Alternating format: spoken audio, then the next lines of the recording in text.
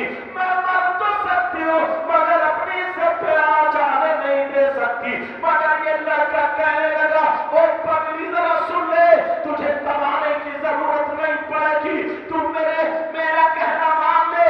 उसने क्या कहा, बहुत गंदी बात कही, लेकिन ये लड़की अब चलान में आ जाती है और आने के बाद कहती है, शान तू दौलत की बातें करता है, रुपये की बातें करता है, पैसे की बातें करता है, तू डॉन होगा। मुझे मालूम है तूने कितने लोगों की इज्जतें नीलाम की है, कितनी बहन बेटियों की इज्जतें लूटी है, मगर सर तेरी दौलत तुझे मुबारक हो, आमना का लाल मुझे मुबारक हो। मैं मर सकती हूँ मगर इज्जत पे हाथ आने नहीं दूंगी। ये लड़की कह करके वहां से चली गई। लड़का खड़ा रहा और नौजवानों अपने ऊपर गौर करना, और आज अगर यहाँ से जाओ तो तौबा करके जाना। वो लड़की चली गई, उस लड़की ने चेहरा तो चेहरा अपना पन्नू तक नहीं दिखाया। अब मामला क्या होता है सुनो। अब दिन गुजर गए, कहसानी का दौर आ गया, फसल खत्म हो गई, भुखमरी पड़ने लगी, लोगों के यहाँ पे खाना खत्म हो गया। तुमने लॉकडाउन के हालात देखे होंगे। अल्लाह अल्लाह, वो नौजवान जिस गांव में रहता था वो लड़की रहती थी, अल्लाह उस गांव में भूखमरी पड़ गई, लोग भूखे रहने लगे। मालदारों को छोड़ो, मीडियम लोगों के घरों में चूल्हा नहीं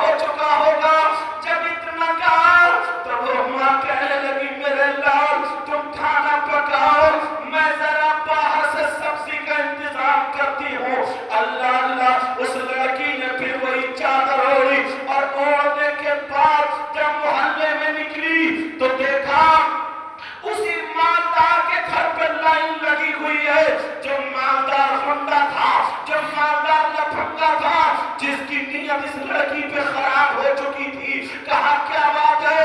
اس نے پوچھا کیسی لائن ہے؟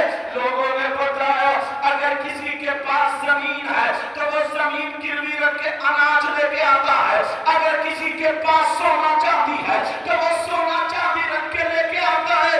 اس غریب لڑکی کے پاس زمین کا ایک ٹکڑا بھی نہیں تھا، اس غریب لڑکی کے پاس سونا تو سونا چاندی کا چھلا بھی نہیں تھا. اب کیا کرے، کیسے اناج لے؟ مگر اس لڑکی نے وہی چادر اوڑھی اور مردوں کی لائن میں کھڑی ہو گئی. کھڑے ہونے کا انداز دیکھو، آگے والے مرد سے اتنا پیچھے کھڑی ہوئی تاکہ اس کے جسم سے جسم نہ ٹکرائے، پیچھے والے سے اتنا آگے کھڑی ہوئی پورے جسم کو ڈھک لیا. اب دل ہی دل میں کہہ رہی ہے تیرے پاس زمین نہیں ہے، تیرے پاس سونا چاندی نہیں ہے، تجھے اناج کیسے ملے گا؟ تو اس کا جواب ملتا ہے ارے تو سیدہ فاطمہ کا واسطہ دینا، نبی کے بچوں کا واسطہ دینا، کربلا والوں کا واسطہ دینا، پنجاب پاک کا واسطہ دینا، ہو سکتا ہے اس ظالم کو رحم آ جائے. اللہ اللہ. اب جب وہ لائن آگے بڑھتی چلی گئی، مالدار نے باہر نکل کے دیکھا کہ دیکھوں کتنے لوگ رہ گئے ہیں. اس لڑکی پہ نظر پڑ گئی. اس مالدار نے پہچان دیا یہی وہ لڑکی ہے جس پہ اس کی نیت خراب ہو گئی تھی. اس نے 4 گنڈوں کو بلایا اور بلانے کے بعد کہا جاؤ اس لڑکی کو پکڑ کے میرے کمرے میں لے کے آؤ. وہ کہنے لگے حضور وہ لڑکی ہے. کہا جی جی وہ لڑکی ہے، جاؤ پکڑ کے لے کے آؤ. اللہ اللہ. اس لڑکی کو 4 گنڈوں نے پکڑا اور اس مالدار کے کمرے میں لے جا کے چھوڑ دیا. ادھر تینوں بچے چولہے پہ آگ جلا رہے تھے اور کہہ رہے تھے ہماری ماں کچھ کھانے کو لے کے آتی ہوگی، کھانا بن چکا ہے، ہماری ماں میں کھلائے گی. ادھر ماں کی عزت پہ آگ پڑی ہے، ادھر ماں کو خنڈوں نے پکڑ لیا ہے. اور نوجوانوں، اللہ نے تمہیں ماں دی، اللہ نے تمہیں باپ دیے، اللہ نے تمہیں ہاتھ دیے، تمہیں پاؤں دیے، تمہیں ساری دولتوں سے نوازا. اللہ کے واسطے نبی کی محفل میں کبھی شرارت مت کرنا، اللہ والوں کی محفل میں کبھی شرارت مت کرنا. ایسے بن کے آنا جیسے نبی کے غلام ہوتے ہیں. اب وہ لڑکی ادھر پھنسی پڑی ہے اور دل ہی دل میں کہہ رہی ہے مولا میری عزت بچا دے، اے اللہ میری عزت بچا دے. تینوں بچے کہہ رہے ہیں ماں کہاں ہو، جلدی آ جاؤ ماں، اب ہم سے بھوکا رہا نہیں جاتا. اس گنڈے نے کہا جب وہ 4 لوگ چھوڑ کے چلے گئے وہ مالدار کہنے لگا بولو تمہیں کس چیز کی ضرورت ہے؟ اس لڑکی نے اپنا آنچل پھیلا دیا. میرے چھوٹے چھوٹے بچے 3 دن سے بھوکے ہیں اور وہ میں پتھر ڈال کے آئی ہوں ہانڈی میں. وہ سمجھ رہے کھانا پک رہا ہے، بھرم نہ کھل جائے اس ماں کا. تجھے اللہ نے دولت دی ہے، تھوڑا اناج دے دے، میرے بچوں کی جان بچا لے.